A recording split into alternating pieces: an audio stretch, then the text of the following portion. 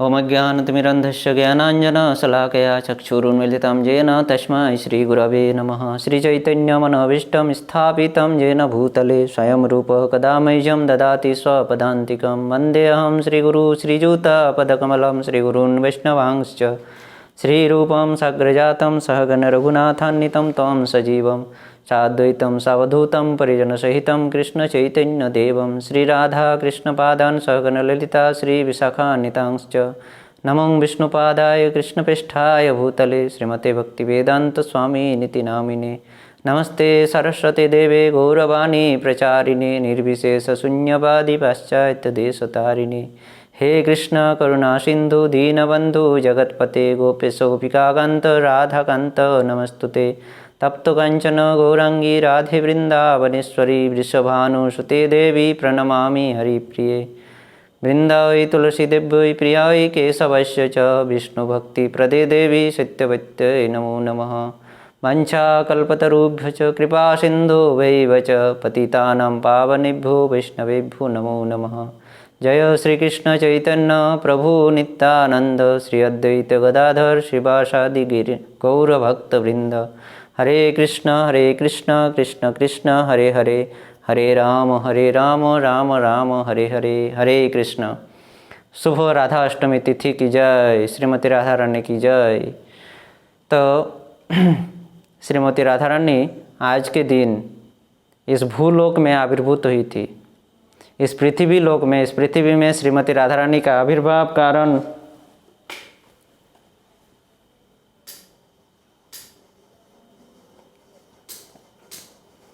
आविर्भावों का कोई सारा कारण है। विभिन्न पुराणों में विभिन्न प्रकार का कारण हम देखते हैं। श्रीमती राधा रानी के इस पृथ्वी लोक में आविर्भूत होने का विभिन्न कारण विभिन्न पुराणों में विभिन्न प्रकार से हमें दिखाई देता है या हमें मिलता है। इसका एक ही कारण है, वो क्या है ना, विभिन्न कल्पों में श्रीमती राधा रानी विभिन्न प्रकार से इस पृथ्वी लोक में आविर्भूत हुई है। तीन में से कोई कारण है, हम लोग एक एक करके उन कारणों को श्रवण करेंगे। सर्वप्रथम जो श्रीमती राधा रानी के इस भूलोक में आविर्भूत का कारण, सर्वप्रथम कारण जो है वह सबसे पहले नारद मुनि पूर्णमासी देवी को श्रवण कराए थे। पूर्णमासी देवी कौन है ना, पूर्णमासी देवी श्रीमती राधा रानी और भगवान श्री कृष्ण के नित्य लीला की सहायिका है। भगवान श्री कृष्ण और श्रीमती राधा रानी ब्रज में जब लीला विलास करते हैं तो उनकी लीला विलास के लिए जो आयोजन रहता है, जैसे हम किसी फेस्टिवल को मनाने के लिए, उसके पहले फेस्टिवल मनाने से पहले जो आयोजन करते हैं, सामग्रियों का इकट्ठा करना इत्यादि इत्यादि सब कुछ जो आयोजन रहता है, नाना द्रव्य आयोजन जैसे हम लोग करते हैं, तो भगवान श्री कृष्ण और श्रीमती राधा रानी की ब्रज में लीला कराने के लिए, ब्रज में लीला करने से पूर्व जो जो आयोजन रहता है, व्यवस्था रहता है, उस लीला की व्यवस्थापना करती थी पूर्णमासी देवी। तो इसी पूर्णमासी देवी को सर्वप्रथम नारद मुनि श्रीमती राधा रानी के आविर्भाव का कारण, भूलोक में आविर्भाव का कारण बताए थे।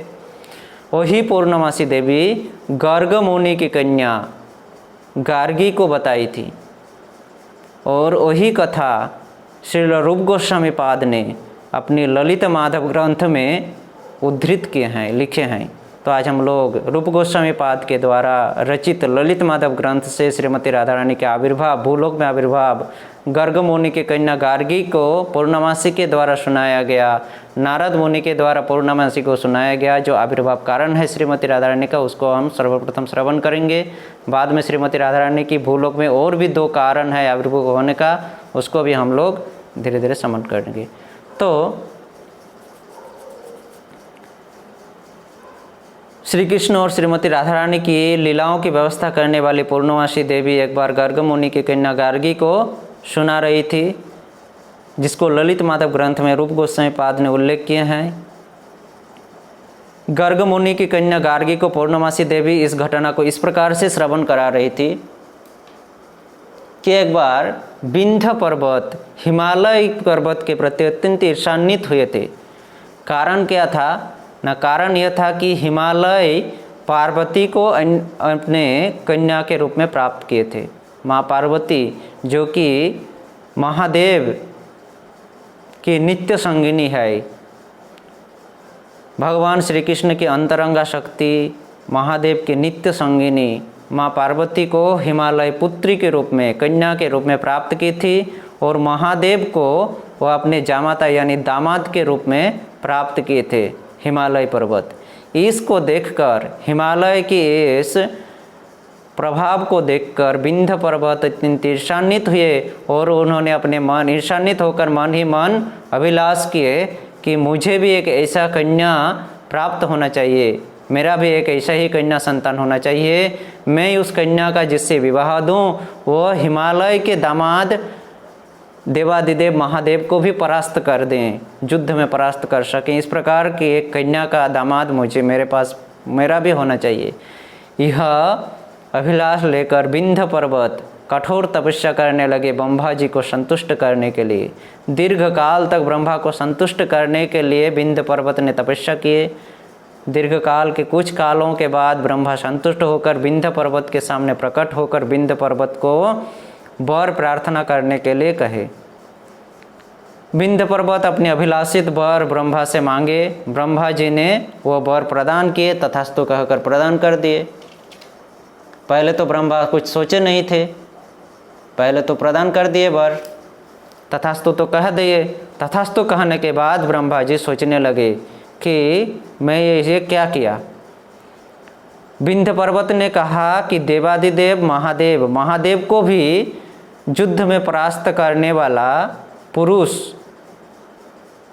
के साथ उनकी कन्या का विवाह हो, तो ऐसी कन्या कौन सी हो सकती है जिसका पति देवादिदेव महादेव को भी युद्ध में परास्त कर सकते हैं। यह तो असंभव है। यह सोचकर ब्रह्मा जी अत्यंत चिंता में डूब गए। उन्होंने जब चिंता में खोए हुए थे उस समय अपनी योग शक्ति के माध्यम से ब्रह्मा जी को पता चला कि भगवान श्री कृष्ण का अभी भूलोक में लीला संवरण करने का समय आ चुका है। भगवान श्री कृष्ण अति शीघ्र भूलोक में आविर्भूत होंगे। तो अपने योग बल के प्रभाव से यह जानकर ब्रह्मा अत्यंत खुश हुए और सोचने लगे कि लीला पुष्टि भगवान श्री कृष्ण जब भूलोक में आविर्भूत हो रहे हैं, आविर्भाव हो रहे हैं, तो लीला संगिनी, भगवान श्री कृष्ण की लीला संगिनी श्रीमती राधा रानी भी भूलोक में आविर्भूत होएगी। क्योंकि भगवान जब भी आविर्भूत होते हैं लीला संवरण करने के लिए भूलोक में, तो अपनी नित्य संगिनी के साथ ही आते हैं। तो यह योग बल के प्रभाव से यह सोचकर अत्यंत प्रसन्न हुए, तो सोचने लगे कि भगवान श्री कृष्ण की लीला संगिनी श्रीमती राधा रानी को अगर विंध्य पर्वत की कन्या के रूप में प्रदान किया जाए तो भगवान श्री कृष्ण महादेव को युद्ध में परास्त कर सकते हैं।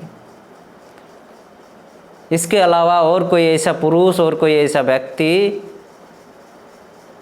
नहीं है जो महादेव को युद्ध में परास्त कर सकें। यह तो सोचकर अत्यंत खुश हुए ब्रह्मा जी कि राधा रानी को विंध्य पर्वत की कन्या के रूप में प्रदान किया जाए। फिर भी दुर्लभ था, फिर भी उन्होंने सोचने लगा कि श्रीमती राधा रानी कैसे विंध्य पर्वत की कन्या के रूप में आएंगे। वे तो श्रीमती राधा रानी की तो नित्य माता है कीर्तिदा, वृषभानु और कीर्तिदा श्रीमती राधा रानी के नित्य माता पिता है। वो किस प्रकार से विंध्य पर्वत के पुत्र के रूप में, कन्या के रूप में आविर्भूत होंगे। विंध्य पर्वत किस प्रकार से श्रीमती राधा रानी को कन्या के रूप में प्राप्त कर सकते हैं। यह सोचकर उन्होंने सोचा मैंने जो वर प्रदान किया वो कभी फलप्रसू नहीं होने वाला है, वह कभी फल प्रदान करने वाला नहीं हो सकता है, यह दुर्लभ है, यह वर दुर्लभ है विंध्य पर्वत के प्रति। इस प्रकार से सोचकर चिंतान्वित होकर श्रीमती राधा रानी को तुष्ट करने के लिए ब्रह्मा जी ने श्रीमती राधा रानी की आराधना की, श्रीमती राधा रानी की कठोर तपस्या की। श्रीमती राधा रानी को संतुष्ट करने के लिए ब्रह्मा जी ने श्रीमती राधा रानी की तपस्या की कठोर तपस्या की। श्रीमती राधा रानी उनकी इस कठोर तपस्या से प्रसन्न होकर ब्रह्मा के पास प्रकट हुए और ब्रह्मा की तपस्या के कारण पूछे श्रीमती राधा रानी। जब ब्रह्मा ने अनुरोध किए विंध्य पर्वत की कन्या के रूप में श्रीमती राधा रानी का आविर्भूत होने के लिए, तो श्रीमती राधा रानी ब्रह्मा जी के इस बातों में सहमत हो गई। तो इतने तक भगवान श्री कृष्ण अपना लीला संवरण करने के लिए मथुरा में देवकी और वसुदेव के पुत्र के रूप में आविर्भूत हो चुके थे।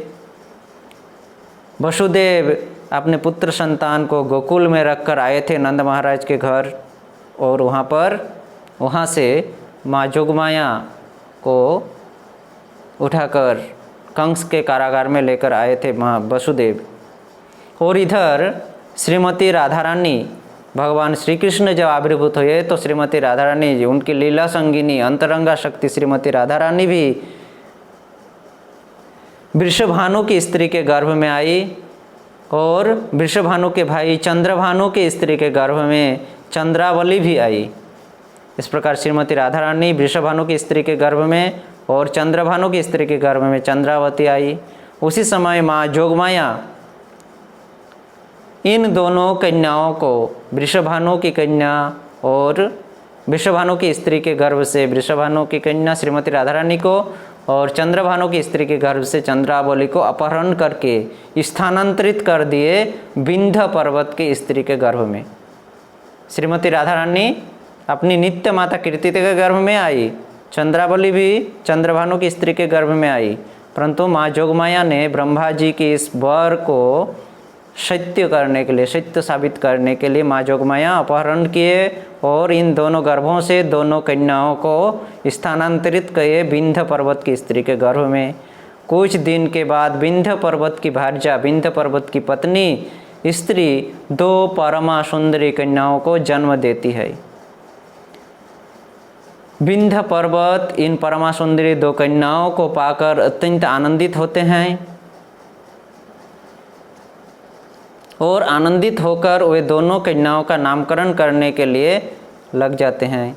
वह ब्राह्मण को बुलाकर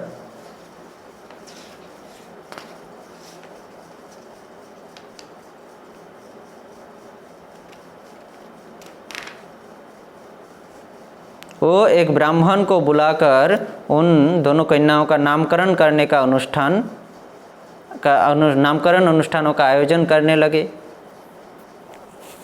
तो इधर भगवान श्री कृष्ण मथुरा में जन्म ग्रहण करके गोकुल में चले गए हैं और वहाँ से वसुदेव ने जोगमाया रूपी कन्या को, भगवान की बहिरंगा शक्ति माँ जोगमाया, जो कि भगवान श्री कृष्ण के बहन के रूप में आविर्भूत हुई थी, जोगमाया को लेकर कंस के कारागार में आते हैं।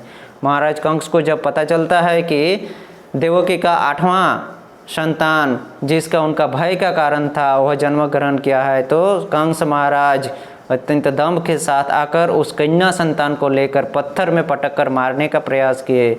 जब मारने के लिए गए तो वह कन्या आकाश मार्ग में जाकर महामाया का रूप धारण करके कंस को आकाशवाणी सुनाई। उस समय महामाया ने 2 आकाशवाणी किए।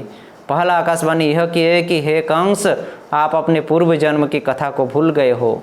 आप जिस समय कालनेमी नामक दैत्य थे, उस समय आपको युद्ध में चक्र के द्वारा काटकर जिन्होंने आपको हत्या किया था, वह महापुरुष, जो कि जिनको विज्ञगण, महान विज्ञगण, जिनको देवताओं का भी पूज्य मानते हैं, जो अखिल जगतों का, इस अखिल ब्रह्मांड जगतों का कारण है, सभी जीवों को आनंद प्रदान करने वाले हैं, वह महापुरुष आविर्भूत इस धरणी में, इस पृथ्वी में आविर्भूत हो चुके हैं। इस प्रकार से एक आकाशवाणी किए। दूसरा आकाशवाणी कंस के प्रति महामाया का दूसरा इंगित यह था कि उस महापुरुष के साथ साथ 8 महाशक्ति भी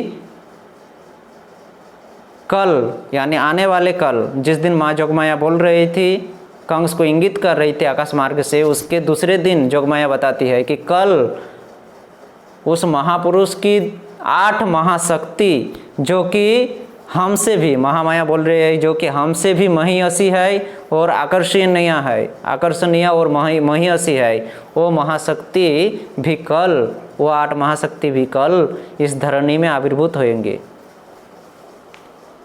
तो उन महाशक्तियों के नाम भी कंस को बताते हैं माँ जोगमाया कि वो महाशक्तियों, वो 8 महाशक्ति जो है वो लोग इस प्रकार है: राधा, चंद्रावली, ललिता, विशाखा, पद्मा, शईबा, श्यामला एवं भद्रा। श्यामला और भद्रा, राधा, चंद्रावली, ललिता, विशाखा, पद्मा, शईबा, श्यामला, भद्रा, यह 8 महाशक्ति कल इस धरनी में आविर्भूत होंगे।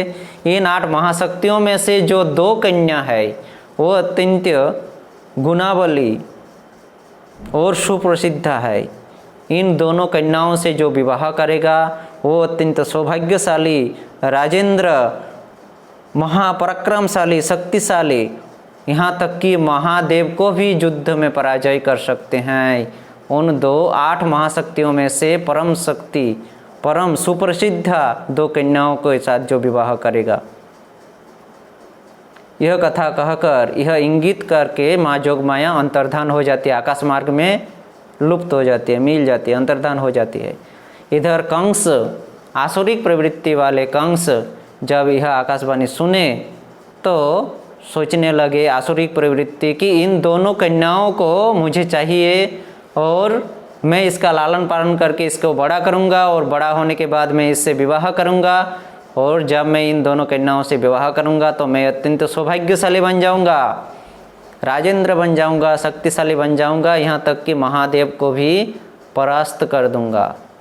यह सोचकर महाराज कंस, आसुरिक प्रवृत्ति वाले कंस ने पूतना को बुलावा दी। पूतना आकर हाथ जोड़कर कंस से अनुरोध किए, क्या आज्ञा है, क्या सेवा है महाराज कंस। तब महाराज कंस ने कहा, पूतना से जोगमाया ने जो जो बातें कही थी सभी बातें पूतना को कहा और निर्देश किया कि आज से जितने भी पुत्र संतान का जन्म हुआ है वो सभी संतानों को तुम जाकर मार डालो, और जितने भी कन्या संतानों का जन्म हुआ है उन कन्या संतानों को अपहरण करके मेरे पास लेके आओ। इस प्रकार का निर्देश दिया। पूतना निर्देश का पालन करते हुए कार्य में लग गए। पूतना खेचर, आकाशचारी खेचरी पूतना आकाश मार्ग में उड़कर गोकुल में पहुंचकर नवजात शिशु, पुत्र शिशु को मारना शुरू कर दिए और जितने भी कन्या शिशु थे उनको अपहरण करने लगे। तो इधर विंध्य पर्वत कन्याओं को प्राप्त करके अत्यंत खुश होकर ब्राह्मणों के द्वारा नामकरण का अनुष्ठान कर रहे थे। वो ब्राह्मण विंध्य पर्वत की परमा सुंदरी 2 कन्याओं को, राधा और चंद्रावली को लेकर एक झूले में रखकर यज्ञ अनुष्ठान कर रहे थे। उसी समय पूतना आकाश मार्ग में उड़कर जब जा रही थी तो उसकी नज़र इस कन्या दोनों को प्रति पड़ी, सुंदरी कन्याओं के प्रति। उन्होंने उन दोनों कन्याओं को वहाँ से अपहरण कर लेती है पूतना। यह देखकर विंध्य पर्वत उन ब्राह्मणों को निर्देश देते हैं राक्षस मारण मंत्र का उच्चारण करने के लिए। विंध्य पर्वत के निर्देश से ब्राह्मण जब राक्षस मारण मंत्र उच्चारण किए तो आकाशचारी वह पूतना धीरे धीरे दुर्बल होने लगे, और वह जो 2 कन्याओं को लेकर जा रही थी आकाश मार्ग में उड़कर, साथ में उसके साथ और 5 कन्याएं भी थी। ये राधा और चंद्रावली को तो विंध्य पर्वत के वहाँ से चोरी की थी, अपहरण की थी। इसके साथ और 5 भी कन्याओं को भी अपहरण की थी विंध्य। ये 5 और 2 7 कन्याओं को महाशक्ति, भगवान श्री कृष्ण की लीला शक्ति ने महाशक्ति को लेकर आकाश मार्ग में जब जा रही थी, वो राक्षस मारण मंत्र के प्रभाव से धीरे धीरे दुर्बल होने लगे। और जब यह खेचरी पूतना आकाश मार्ग से जब जा रही थी, विदर्भ राज्य से जब वह गमन कर रही थी, वो जब अपने आप को अत्यंत दुर्बल अनुभव किए तो उनमें उन दोनों कन्याओं में से जिनको विंध्य पर्वत के वहाँ से उठाई थी खेचरी पूतना, उन दोनों कन्याओं में से एक कन्या को वो विदर्भ राज्य में प्रवाहित होने वाली एक नदी में छोड़ देती है। उस समय विदर्भ के राजा थे भीष्मक। भीष्मक ने जब इस कन्या को नदी में मिला तो वह नदी से उठाकर अपने घर में लेकर आते हैं विदर्भराज भीष्मक, और घर में लाकर 5 साल तक अपने पास ही उस कन्या को रखते हैं। विंध्य पर्वत की 2 कन्याओं में से एक कन्या को विदर्भराज भीष्मक लालन पालन करते हैं 5 साल की उम्र तक। उस समय जाम्बवान विंध्य और गोवर्धन पर्वत में निवास करते थे। विंध्य पर्वत ने जाम्बवान को निर्देश किए कि वह विदर्भ में जाकर, क्योंकि विंध्य पर्वत को पता चल गया था कि पुतना ने जिस कन्याओं को अपहरण किए थे उनमें से एक कन्या को विदर्भराज भीष्म के पास लालित पालित हो रहा है, तो विदर्भराज के पास भेजे जाम्बवान को, कहे कि विदर्भराज के पास जाकर उस कन्या को लेकर आओ। तो जाम्बवान ने विंध्य पर्वत के निर्देश से विदर्भराज भीष्मक के पास से उस कन्या को लेकर आए और विंध्य पर्वत को समर्पण किए। तो विंध्य पर्वत ने इस कन्या का नामकरण किए चंद्रावली, और वही आज चंद्रावली के नाम से सुविदित है। पुतना अन्य 5 कन्या और श्रीमती राधा रानी को लेकर जब आकाश मार्ग में उड़ रही थी, चंद्रावली को तो छोड़ दी विदर्भराज में और आगे बढ़ रही थी मथुरा की ओर, वो उड़ती हुई जब ब्रज में आई तो वह अपने आप को और भी शक्तिहीन समझी। वो आकाश मार्ग से जाना उनके लिए बहुत ही दुर्लभ हो गया। उन्होंने जब ब्रज के ऊपर से जा रही थी, वो अत्यंत दुर्बल हो गई और वो उन 5 कन्याओं को और साथ श्रीमती राधा रानियों को भी वहाँ पर ब्रज में छोड़ देने का निर्णय लेने लगा कि यहाँ पर मैं छोड़ देती हूँ, मेरे से और नहीं ले जा मैं अभी नहीं ले जा सकता हूँ मथुरा तक इन कन्याओं को। इस प्रकार के से जब परिकल्पना की, उसी समय पूर्णमासी देवी आविर्भूत होकर विंध्य पर्वत की दूसरी शिशु कन्या को पुतना से उद्धार करती है, और साथ ही साथ दूसरी 5 कन्याओं को भी पूर्णमासी देवी उद्धार करती है। पूर्णमासी देवी विंध्य पर्वत की दूसरी कन्या को तो उद्धार करके, पुतना से उद्धार करके सर्वप्रथम मुखरा के पास लेकर आती है पूर्णमासी देवी, और मुखरा को अर्पण करके कहती है कि हे मुखरा, यह कन्या जो है यह तो आपकी दामाद, आपकी बेटी की पति, आपके दामाद की संतान है, अतः आप इसका लालन पालन करो। तो इस प्रकार मुखरा के पास यह कन्या लालन पालन होने लगी, और वह कन्या वृषभानु की कन्या राधा नाम से सुविदिता है। मुखरा के पास पूर्णमासी देवी ने जिस कन्या को समर्पण किए वह कन्या श्रीमती राधा रानी है। तो इस प्रकार से श्रीमती राधा रानी और चंद्रावली दोनों विंध्य पर्वत की कन्या के रूप में आविर्भूत हुई। ब्रह्मा जी का जो वरदान था विंध्य पर्वत के प्रति वो सत्य साबित हुआ। श्रीमती राधा रानी कृष्ण की पूर्ण शक्ति लीला संगिनी विंध्य पर्वत की कन्या के रूप में आविर्भूत हुई।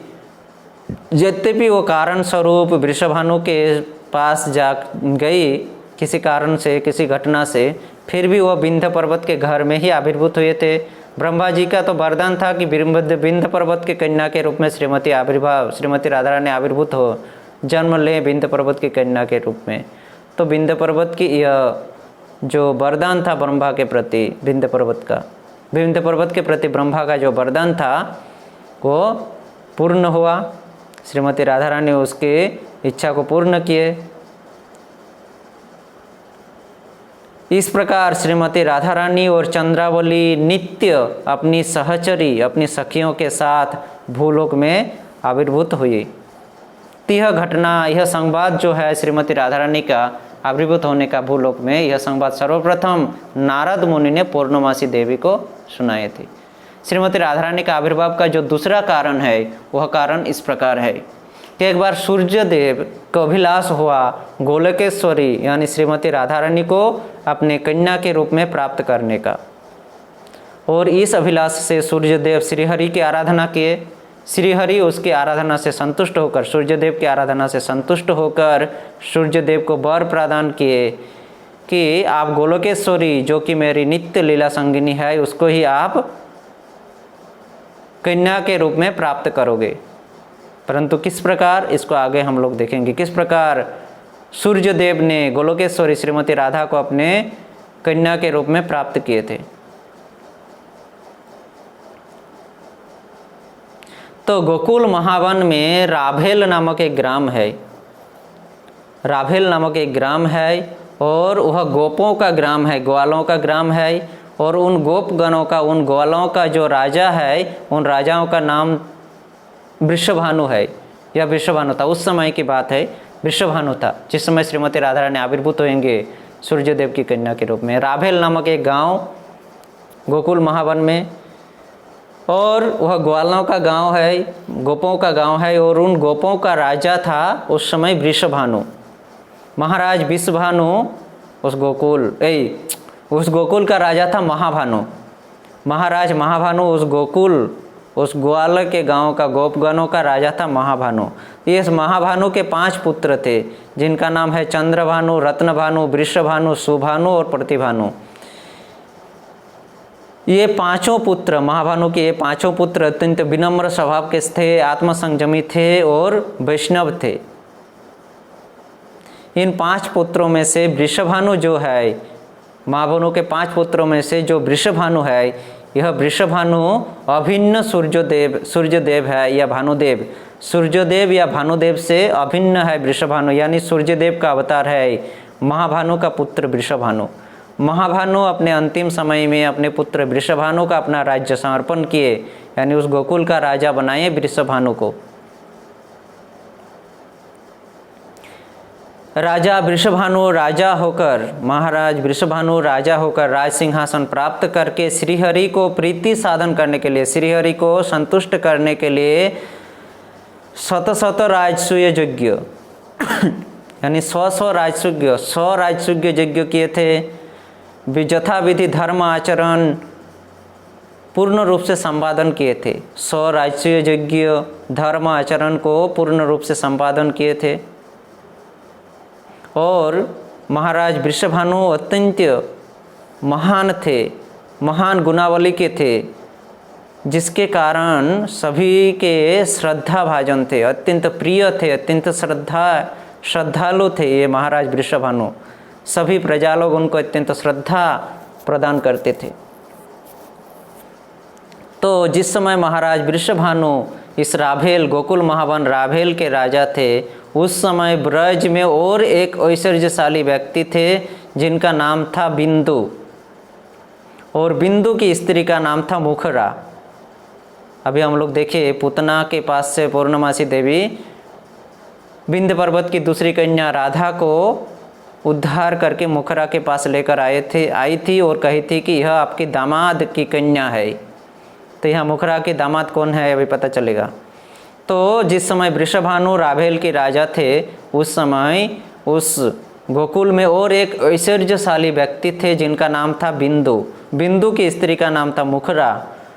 मुखरा के गर्भ से बिंदु ने 5 पुत्र प्राप्त किए थे और 3 कन्या प्राप्त किए थे। 5 पुत्र संतान, 3 कन्या संतान। 5 पुत्र संतान जो था मुखरा का या बिंदु का, बिंदु और मुखरा का जो 5 पुत्र संतान था वो इस प्रकार है: भद्रकीर्ति, चंद्रकीर्ति, महाबल, महाकीर्ति एवं श्रीदाम। भद्रकीर्ति, चंद्रकीर्ति, महाबल, महाकीर्ति, श्रीदाम, ये 5 पुत्र। और 3 कन्याएं जो थी बिंदु और मुखरा की, वो 3 कन्या है भानुमुद्रा, कीर्तिमती एवं कीर्तिदा। भानुमुद्रा, कीर्तिमती, कीर्तिदा, बिंदु और मुखरा की 3 कन्याएं हैं। तो ये जो कीर्तिदा है, कोई पुराणों में, किसी पुराण में कीर्तिदा को कलावती के नाम से भी संबोधित किया गया है। किसी ग्रंथ में, किसी पुराणों में इस कहानी को जब लिखे हैं तो वहाँ पर कीर्तिदा की जगह पर कलावती का संबोधन किया गया है। तो ये कलावती और कीर्तिदा दोनों एक है, सिर्फ नाम का ही भेद है। तो जो भी हो, कीर्तिदा और कलावती ये 3 कन्याएँ थी।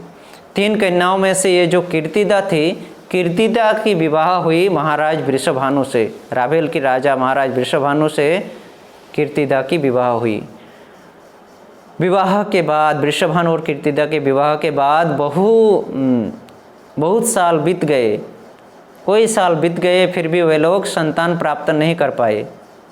दोनों उभय पति पत्नी संतान प्राप्ति के दुख से विमर्श होकर, अत्यंत दुखी होकर दिनातिपात करते थे, दिन अतिवाहित करते थे।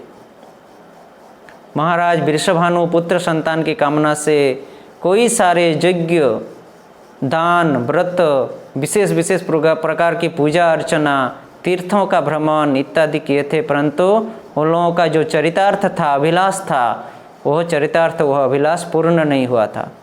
अंत में सती साध्वी कीर्तिदा अपनी पति वृषभानु से प्रार्थना करते हैं, अनुरोध करती है कात्यायनी देवी की पूजा करने के लिए। महाराज वृषभानु अपनी साध्वी पत्नी कीर्तिदा के इस परामर्श के अनुसार कात्यायनी की पूजा करने लगती है।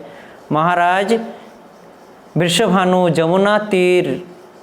जमुना तट पर स्थित गोवर्धन पर्वत के नीचे पादपीठ में, जमुना के तट पर स्थित गोवर्धन पर्वत के नीचे कात्यायनी देवी की पूजा करने लगते हैं। कात्यायनी व्रत का पारण करने लगते हैं, कात्यायनी देवी की पूजा करना शुरू कर देते हैं। दीर्घ काल तक महाराज वृषभानु मौन व्रत धारण करके, उपवास धारण करके कात्यायनी की पूजा की। कात्यायनी देवी संतुष्ट होकर वृषभानु को कंठध्वनि किए। कुछ आवाज़ एक दिन अचानक, जब महाराज वृषभानु कात्यायनी देवी की पूजा कर रही थी, उसी समय एक आवाज़ उनको सुनाई दिया। उस आवाज़ में माँ कात्यायनी कहती है, हरिनाम बिना वत्स कर्ण शुद्धिर न जायते, तस्मात् श्रेयस्करम राजन हरिनामानुकीर्तनम गृहान हरिनामानि यथा क्रमम विनिदिता। हे वत्स, हरिनाम ग्रहण के बिना कर्ण शुद्धि नहीं होता है। श्री हरि का नाम कीर्तन ही सभी प्रकार का शुभद और मंगलप्रद है। जितने प्रकार की शुभद और मंगलप्रद है व्रत, जितनी प्रकार की शुभ और मंगल प्रदान करने वाली व्रत है, सबसे अच्छा व्रत है श्री हरिनाम कीर्तन। हरिनाम के ग्रहण के बिना कर्ण शुद्धि नहीं होता है। वृषभानु को इस प्रकार की आवाज़ सुनाई दे रहा है। अतः हे वत्स, यथारूप से आप हरिनाम ग्रहण करो, यथारूप से आप हरिनाम ग्रहण करो। इस कंठध्वनि को सुनकर महाराज वृषभानु जमुना तीर के निकट स्थित आश्रम कर्तु मुनि के आश्रम में जाकर उपस्थित होते हैं और कर्तु मुनि से हरिनाम ग्रहण करने का प्रार्थना करते हैं। क्रतु मुनि महाराज वृषभानु को हरिनाम ग्रहण करने की विभिन्न प्रकार की जो नियम है, उस नियम को बताते हैं। हरिनाम का महिमा को बताते हैं। हरिनाम ग्रहण करने की विधि, नियम इत्यादि सब कुछ बताकर क्रतु मुनि उनको हरिनाम प्रदान करते हैं। क्रतु मुनि ने महाराज वृषभानु को जो हरिनाम प्रदान किए थे कर्ण शुद्धि के लिए, ये द्वापर युग की घटना है।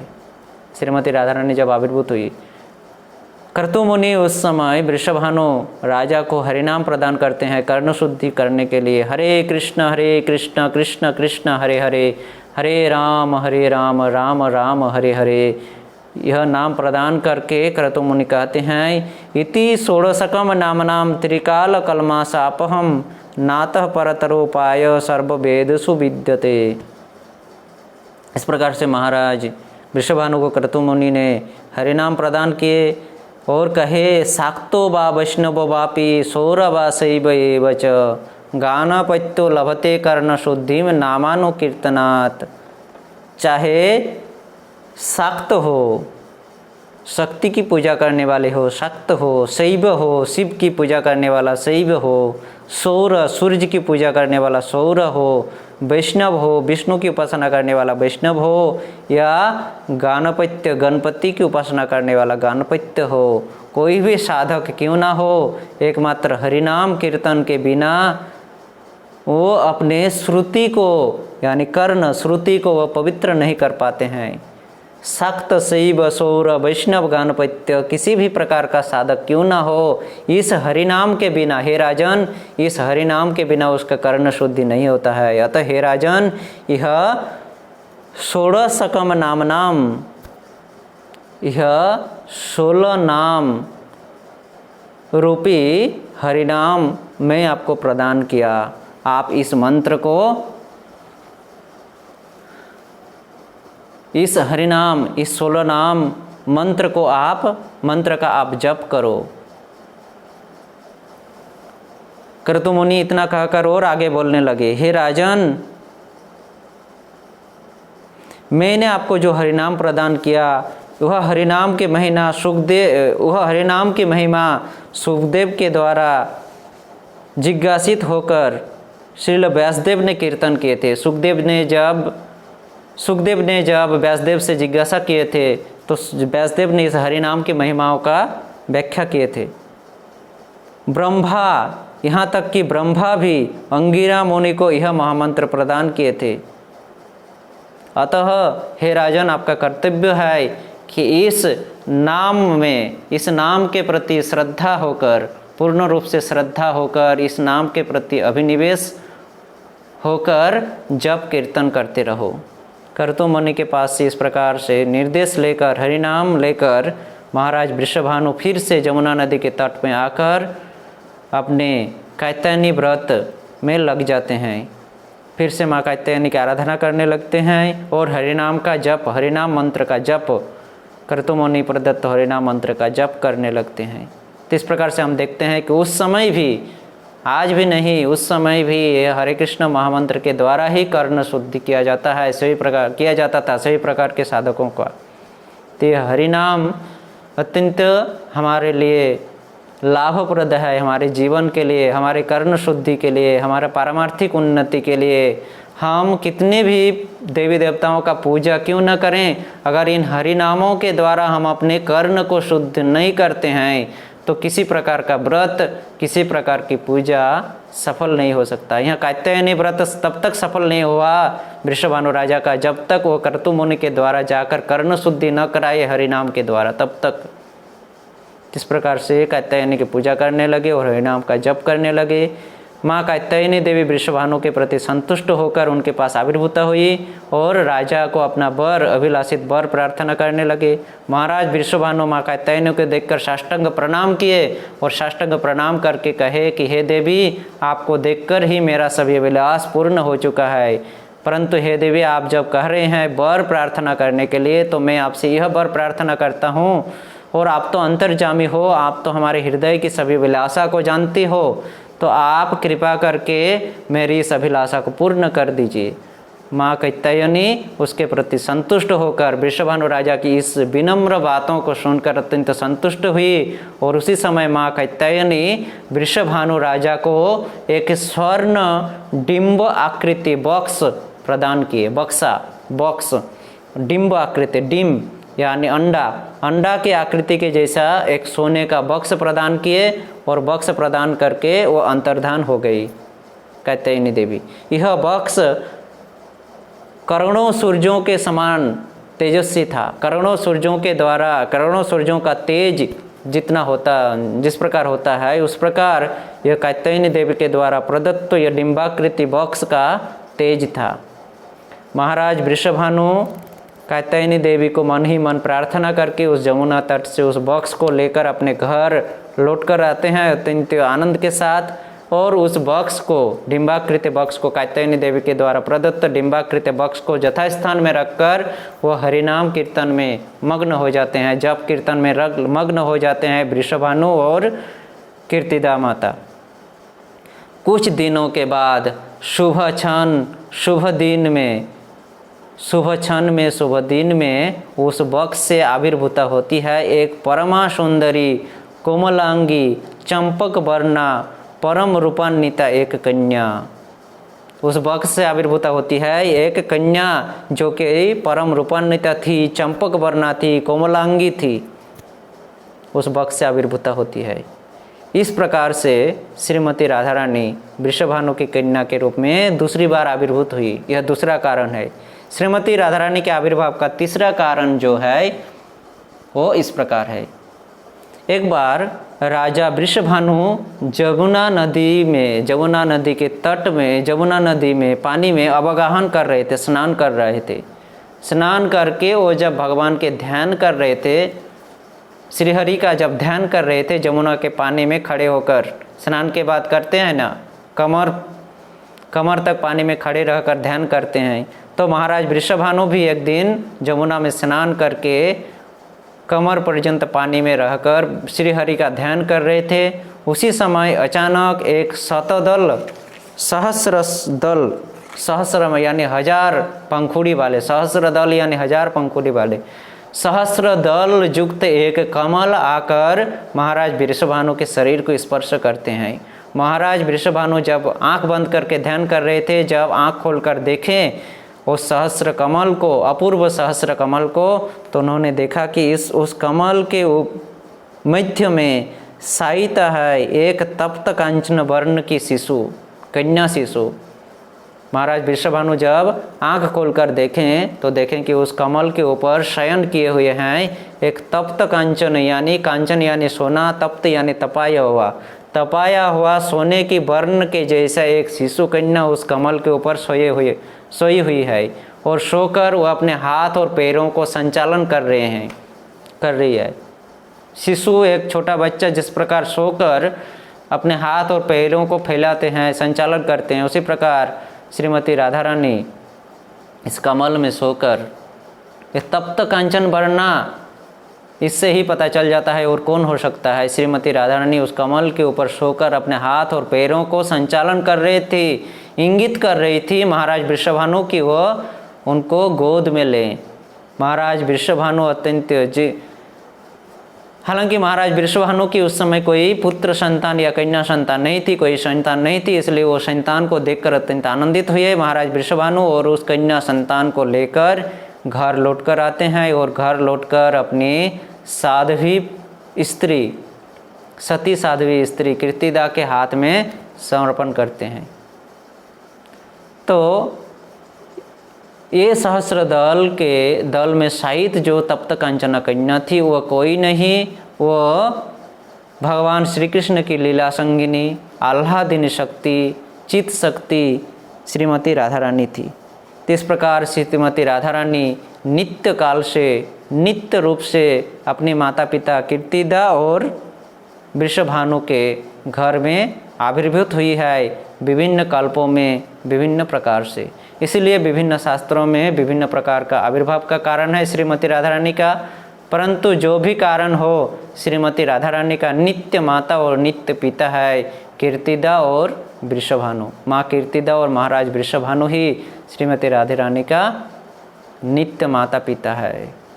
इस प्रकार से श्रीमती राधा रानी इस भाद्र महीना के शुक्ल पक्ष के अष्टमी तिथि के दिन शुभ क्षण शुभ लग्न में वृषभानु और कीर्तिदा सुंदरी की पुत्री के रूप में इस भूलोक में आविर्भूत हुई है। इस भूलोक के जीवों को अपनी करुणा प्रदान करने के लिए, अपनी कृपा प्रदान करने के लिए यह लाडली लाल, यह वृषभानु दुलारी कीर्तिदा सुंदरी श्रीमती राधा रानी अत्यंत कृपामयी है, अत्यंत कृपामयी करुणामयी है। वह अतः हमारा कर्तव्य है कि उनके चरण कमलों में प्रार्थना करना।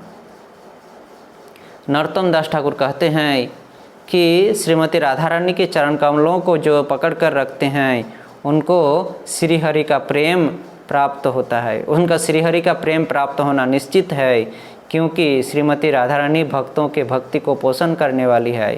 तो हमारा कर्तव्य है इस महान पुण्य तिथि में श्रीमती राधा रानी की आराधना करना, उनके चरण कमलों में प्रार्थना करना कि हमें श्री हरि का प्रेम प्रदान करें, हमें पारमार्थिक स्तर प्राप्त करें।